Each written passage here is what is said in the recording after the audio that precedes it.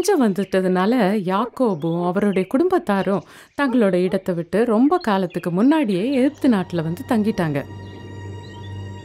அப்புறமா அவங்களுக்கு பிள்ளைங்களும் பேர பிள்ளைங்களும் பிறந்து சீக்கிரத்துல ஒரு பெரிய கூட்டமா மாறிட்டாங்க.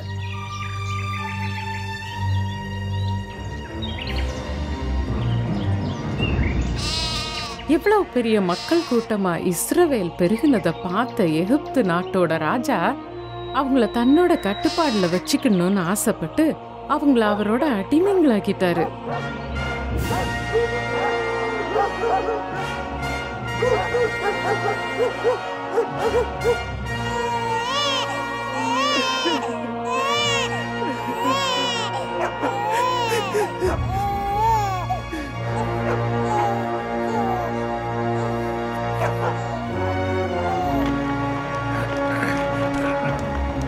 அது யாரு? வேகமா வேகமா! பார்வோன் ராஜாவுக்கு சோம்பேறின் அடிமைக்கு தேவையே இல்லை. தண்ணி, எனக்கு தண்ணி வேணும். நம்பிக்கையோட இருங்க. நம்பிக்கையோடயா? நீங்க உங்க பலத்தை தக்க வச்சாகணும். தினம் தினம் நம்ம இப்படி கொடுமையா இந்த எகிப்தியர்கிட்ட அடி வாங்கும் போது எப்படி நம்பிக்கையோட இருக்க முடியும்? நம்மெல்லாம் கடவுளால தெரிஞ்செடுக்கப்பட்டவங்கிறத மறந்துடாதீங்க. இப்படிதான் நமக்கு முடிவு இருக்குன்னு நான் நம்பல. சீக்கிரம்ன்றல்ல, வேலை செய்ய முடியாத சோம்பேறி கிழடுகளால எனக்கு எந்த பிரயோஜனமும் இல்ல. ஒண்ணுக்கு பிரயோஜனம் இல்லாதவங்களால நேரம் தான் வீணாகுது. மோசே, கவலைப்படாதடா என் செல்லமே. கர்த்தர் இன்னமும் நம்மளை கவனிச்சு பார்த்துக்கிட்டு தான் இருக்காரு. இந்த இஸ்ரவேலரை வச்சு இவ்வளவு அழகான அருமையான நகரங்களை நாம் கட்டுறோம். இந்த இஸ்ரவேலர்களை நம்ம நாட்டுக்கான நல்ல மூலப்பொருளாக மாற்றிட்டோங்கிறத ஒத்துக்கிறீங்களா பார்வோன் ராஜா? மூலப்பொருள் தான், ஆனால் நமக்கு அவங்களால எப்போனாலும் ஆபத்து வரலாம். அவங்க ஒரு பெரிய சக்தியாக வளர்ந்து நம்மளை மோதி பார்க்காம இருக்கணும்னா இந்த அடிமைங்களை நாம் கிடுக்கு பிடியிலேயே வச்சிருக்கணும். என்ன யோசிக்கிறீங்க மன்னா?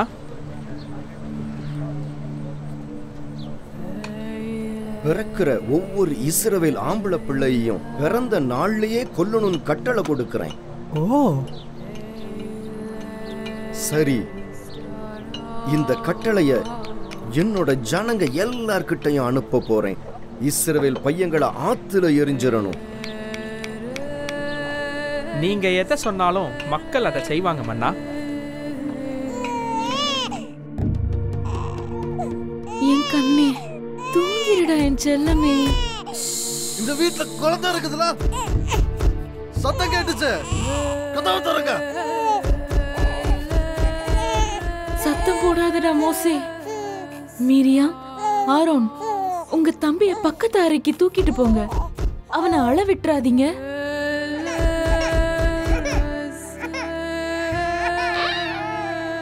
இந்த வீட்டுல எனக்கு ஒரு குழந்தை சத்தம் கேட்டுச்சு. அது ஆண் குழந்தைன்னா நானே அதை ஆத்துல தூக்கி போட்டுருவேன். குழந்தையா?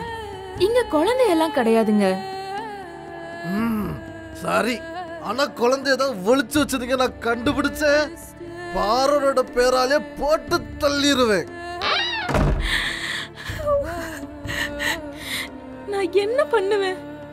என்னதான் பண்ணுவேன்? என் மோசே செல்லத்தை நான் இன்னும் மூடி மறைச்சு வச்சிருக்க முடியாதே.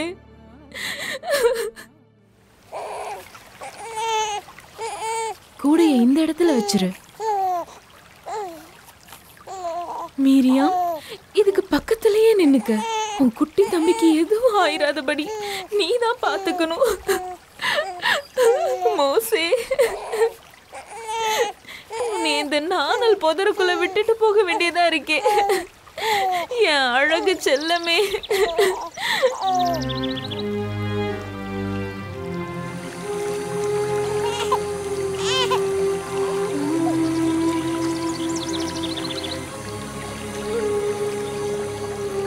அதே நாள்ல பார்வோன் ராஜாவுடைய மகா ஆத்துக்கு குளிக்க வந்தா. ஏய், அது என்னது? அந்த கூடை என்கிட்ட கொண்டு வா.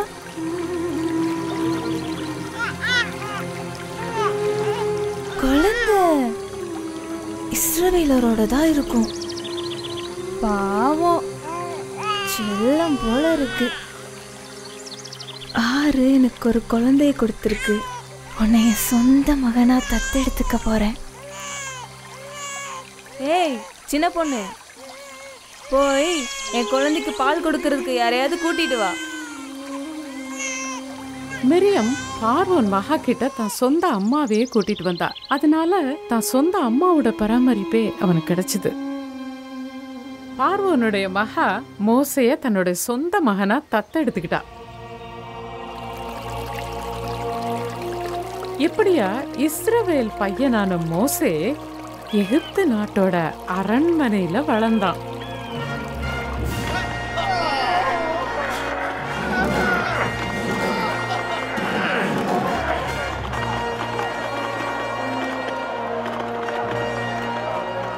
மோசே பெரியவனானப்போ வேலை செய்யற இஸ்ரவேலரை பார்க்கறதுக்கு ஒரு நாள் வெளியே போனான். இஸ்ரவேலருங்க ஒவ்வொரு நாளும் கொடுமையான அடிமைத்தனத்தால கஷ்டப்பட்டாங்க. கனமான செங்கல்களை தூக்கும் போது வேர்த்து கொட்டி வேதனை பெருமூச்சு விட்டாங்க. இதயத்தோட ஆழத்துல கர்த்தர் காப்பாத்தணும்னு கதறினாங்க. கர்த்தர் அவங்க கதறுதல கேட்டாரு. ஏய் சோம்பேறி, எழுந்துரு. சரியான உதயம் சாட்டை இடினா உன்னை வேலை செய்ய வைக்கும்.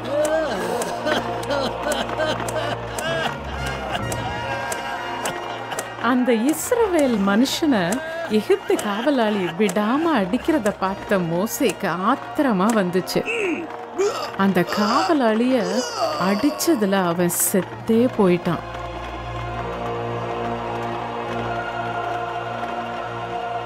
அப்புறமா தனக்கு தண்டனை கிடைக்கும்ங்கிற பயம் பிடிச்சுக்கிட்டதுனால மோசே எகிப்தை விட்டே ஓடிட்டான்.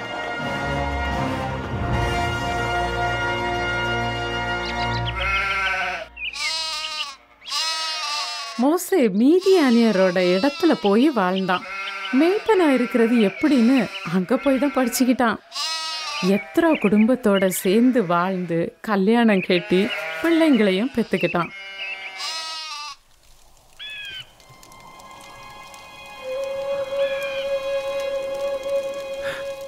என்னது இது?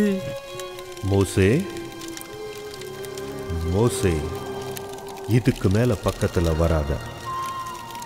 நான் தான் உன்னோட முன்னோர்களோட கடவுள், ஆபிரகாம், ஈசா, யாக்கோபோட கடவுள். என்னோட ஜனங்க எகிப்துல படுற பாடுகளை நான் பார்த்தேன்.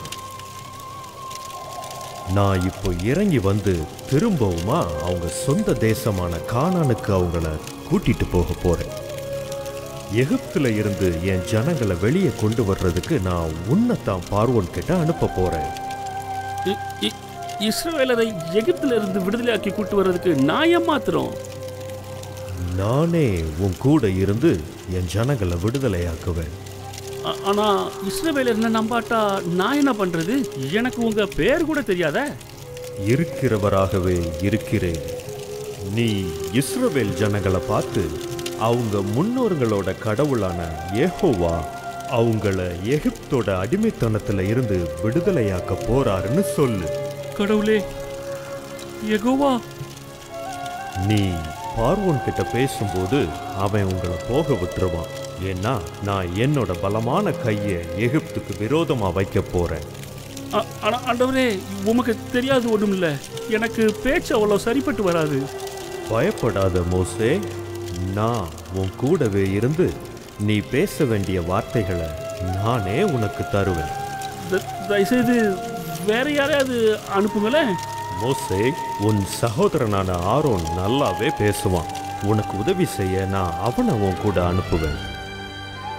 அண்ணே, ஆரோன், உன்னை பார்த்ததுல ரொம்ப சந்தோஷம்.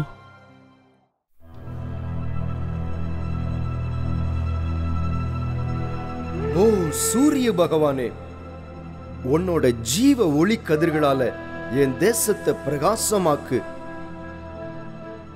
நதிக்கடவுளே, என் ஜனங்களுக்கு ஒரு நாளும் உணவு பஞ்சம் வந்துராதபடி தாகத்தோட இருக்கிற எங்க பயிர்களுக்கு உன் தண்ணிய தாராளமா கொடு.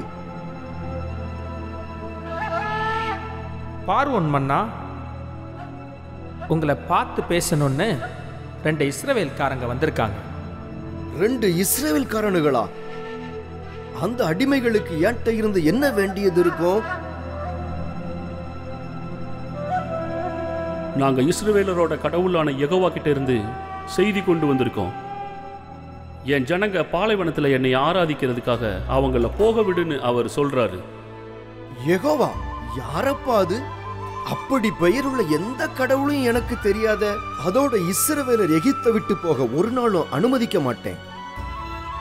போய் வேலைய பாருங்க. இந்த இஸ்ரவேல் அடிமைங்க வர வர சோம்பேறிகளா போயிட்டாங்களே. ஆமா பார்வோன் மன்னா, எப்பவுமே நீங்க சொல்றது சரிதான். செங்கல் செய்யறதுக்காக வைக்கோல் கொடுக்கறத நிறுத்த சொல்லி கண்காணிப்பாளர்களுக்கு சொல்லிருங்க. ஆனா அடிமைங்க வழக்கமா செய்யற செங்கலோட எண்ணிக்கை குறையாதபடி பார்த்துக்கிடணும். வேலைய கூட்டுனா இவங்க அந்த 2 பேர் பேச்சையும் கேட்க மாட்டாங்க. கட்டளை மகாராஜா.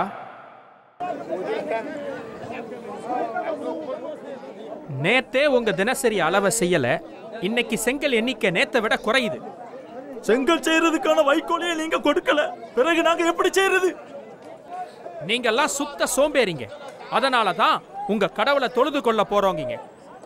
காவல்காரா, தயவு செய்து வேண்டாம். தன்னோட எஜமான் யாருன்னு இந்த கிழவனுக்கு ஞாபகப்படுத்துங்க.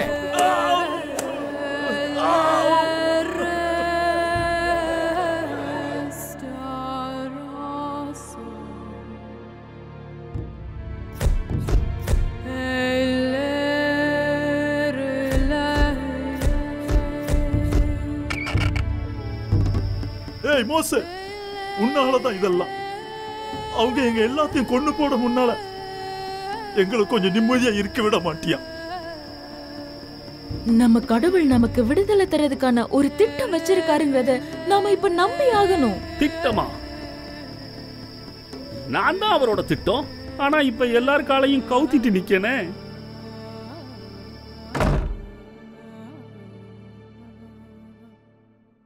ஆண்டவரே, என்னை எதுக்கு அனுப்புனீங்க? ஆபிரகாமுக்கும் ஈசாக்குக்கும் யாக்கோபுக்கும் காட்சி கொடுத்த வல்லமையான கடவுளான யெகோவா நாங்கிறத மறந்துடாத மோசே. கானான் தேசத்தை கையில கொடுக்கறதா அவங்களோட உடன்படிக்கை பண்ணினேன். இப்போ இஸ்ரவேலர் அடிமைத்தனத்துல இருந்து விடுதலை செய்வேன்னு உனக்கு வாக்கு கொடுக்கிறேன். ஆனா ஆண்டவரே, இஸ்ரவேல் ஜனங்களே என்னைய நம்ப மாட்டாங்களே. பிறகு பார்வோன் என் பேச்சை கேட்பான்னு நான் எப்படி எதிர்பார்க்கறது? நாளைக்கு சூரியன் உதிக்கிற நேரம் உன்னோட சகோதரன் ஆரோனோட ஆத்தங்கரைக்கு போ.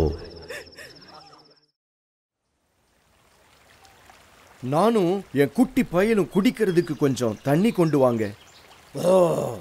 நீங்க 2 பேருமா இங்க என்ன பண்ணிக்கிட்டு இருக்கீங்க? யெகோவா இஸ்ரவேலரோட கடவுளான என்னைய தொழுது கொள்றதுக்காக என் ஜனங்களை பாலைவனத்துக்கு போக விடுன்றாரு. இல்லனா இந்த ஆத்த நான் ரத்தமா மாத்திருவேன்னு சொல்றாரு.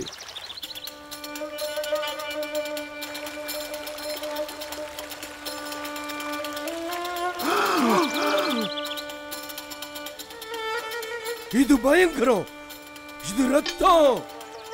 நம்ம மந்திரவாதிகளாலையும் இதே மாதிரி செய்ய முடியுமண்ணா? ஆமா, நம்ம மந்திரவாதிகளாலையும் இதை செய்ய முடியும். ஏதோ இந்த குட்டி வித்தைய செஞ்சிட்டதுனால நான் உங்க ஜனங்களை விட்டுருவேன்னு நீங்க 2 பேரும் நினைச்சுக்கிடாதீங்க.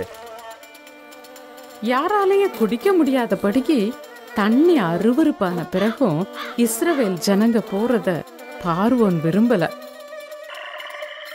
அதனால எகிப்து முழுசுக்குமா கர்த்தர் தவளைங்களையும் வாதையா அனுப்பி வச்சாரு.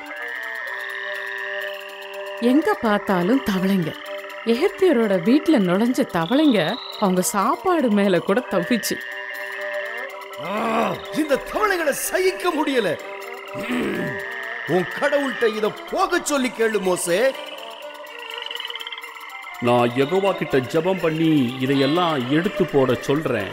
ஆனா அதுக்கப்புறம் இஸ்ரவேலருங்களை போக விட்டுறணும். இல்ல இதை விட மகா மோசமானதெல்லாம் வந்து சேரும். மோசே பண்ண ஜெபத்தை கேட்டு கர்த்தர் தவளைங்களை கொன்னுட்டாரு. ஆனா தவளைங்க போனதை பார்த்த பார்வோன் ராஜா தன்னோட மனசை இன்னும் கடுசாக்கி இஸ்ரவேல் ஜனங்கள் போகவே கூடாதுன்ட்டார். அதனால கர்த்தர் எகிப்து நாடு முழுசுமா ஈக்களையும் வண்டுகளையும் பறக்க விட்டாரு. ஆனா இஸ்ரவேலருங்க வாழ்ந்த இடத்துல அது கிட்டையே வரல. நம்பவே முடியலையே, இந்த மோசமான எகிப்தியருங்க இப்படி கஷ்டப்படுறத பாப்பேன்னு நான் நினைச்சதே இல்லை.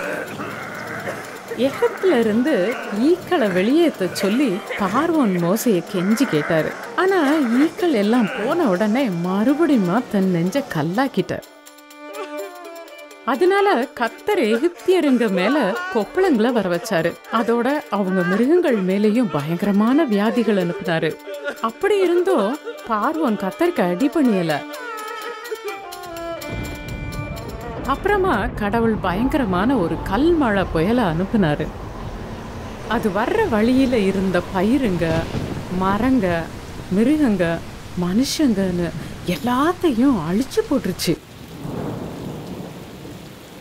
ஆனா இஸ்ரவேலருங்க இருந்த இடத்துல ஒரு கல் கூட விழல.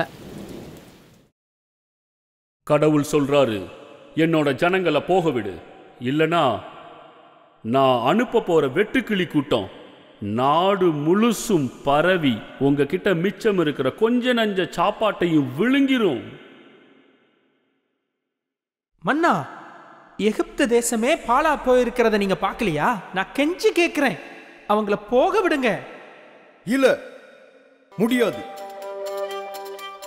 தான் செய்ய போறேன்னு சொன்ன எல்லாத்தையுமே கர்த்தர் செஞ்சாரு. வெட்டுக்கிளி கூட்டத்தை அனுப்பி எகிப்து தேசம் முழுசையும் சூறையாடினாரு. அப்புறமா கடுமையான ஒரு இருட்ட நாடு முழுசும் பரப்புனாரு. 3 நாள் இருந்த அந்த கும்ம இருட்டுல யாரும் இருந்த இடத்தை விட்டு அசைய முடியல.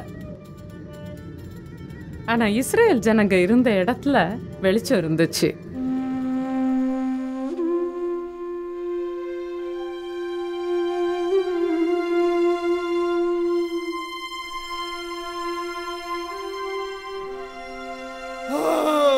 சூரிய கடவுளே, எங்க போயிட்டீங்க நீங்க?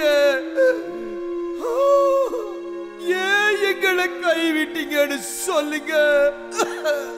பார்வோன் ராஜா, நீங்க ஏன் இஸ்ரவேலரை போக விட மாட்டேங்கிறீங்க? கடைசியா ஒரு வாதைய உங்களுக்கும் எகிப்துல உள்ள எல்லா குடும்பங்களுக்கும் எதிரா கொண்டு வர போறதா யெகோவா சொல்றாரு. இன்னைக்கு நடு ராத்திரியில அவரே எகிப்து வழியா கடந்து போவாரு. அப்போ ஒவ்வொரு எகிப்து குடும்பத்திலையும் முதலாவதா பிறந்த ஆண்கள் எல்லாரும் செத்து போவாங்க. இதுவரைக்கும் நீங்க பார்க்காத அல்லது பார்க்க போகாத பெரிய துக்கம் உங்க மேல வரும். ஆனா இஸ்ரவேலர்ல யாருமே சாக மாட்டாங்க.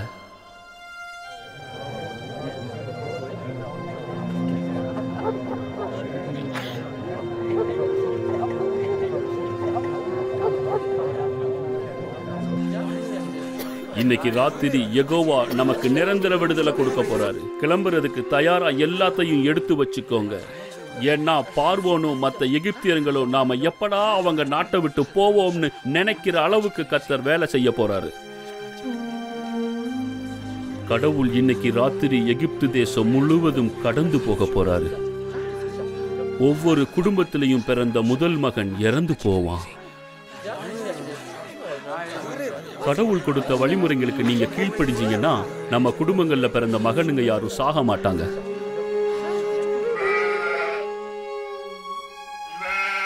ஒவ்வொரு குடும்பமும் உங்ககிட்ட இருக்கிற ரொம்ப நல்ல ஆட்டுக்குட்டி ஒன்ன பிடிச்சு வெட்டுங்க.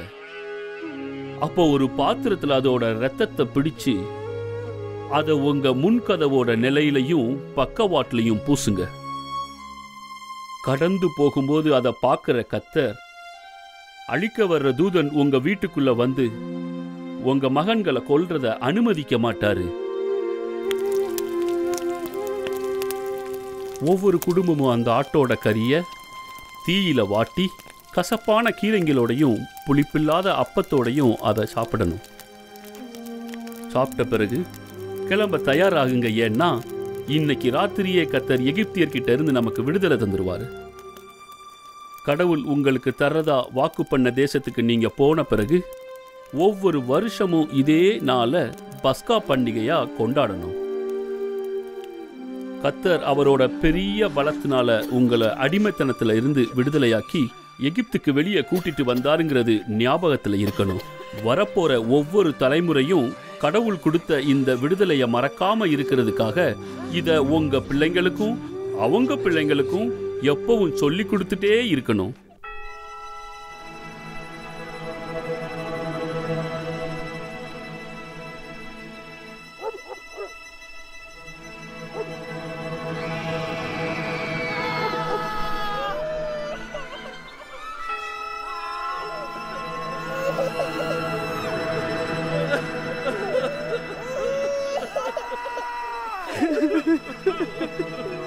இப்படியா அன்னைக்கு ராத்திரி பார்வோனுடைய மகன் உட்பட எகிப்திய குடும்பத்துல இருந்த மூத்த மகன்கள் எல்லாம் செத்து போனாங்க.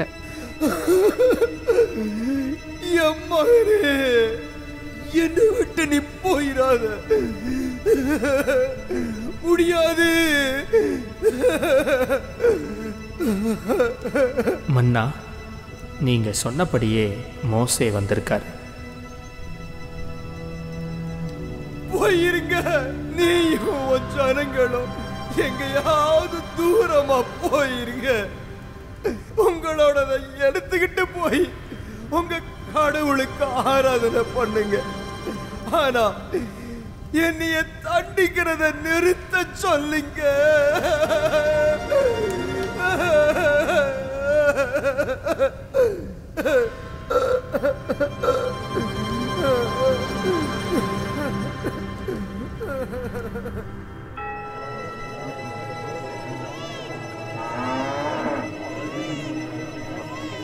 அடுத்த நாள் காலையில எல்லா எகிப்தியரும் இஸ்ரவேல் ஜனங்க நாட்டை விட்டு எவ்வளவு சீக்கிரம் வெளியேற முடியுமோ அவ்வளவு சீக்கிரம் வெளியேற சொன்னாங்க.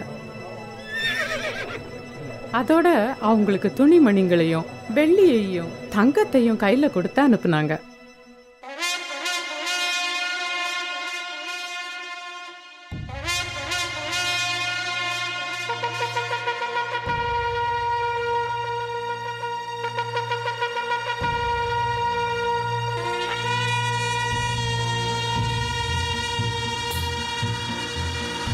கொண்டாடுவோம், அரைக்கூவுங்கள். நம் பயணம் தொடங்கியது, நம் கர்த்தரின் வல்லமை விளங்கிற்று, நாம் விடுதலையாகினோம்.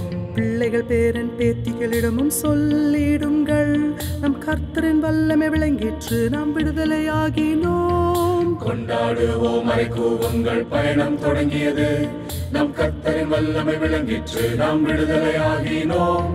பிள்ளைகள் பேரன் பேத்திகளிடமும் சொல்லிடுங்கள், நம் கர்த்தரின் வல்லமை விளங்கிற்று, நாம் விடுதலையாகினோம். நாம் பல்லாண்டுகள் அடிமையாய் துன்பப்பட்டோம், அதிசயம் மேலிருந்து வந்தது.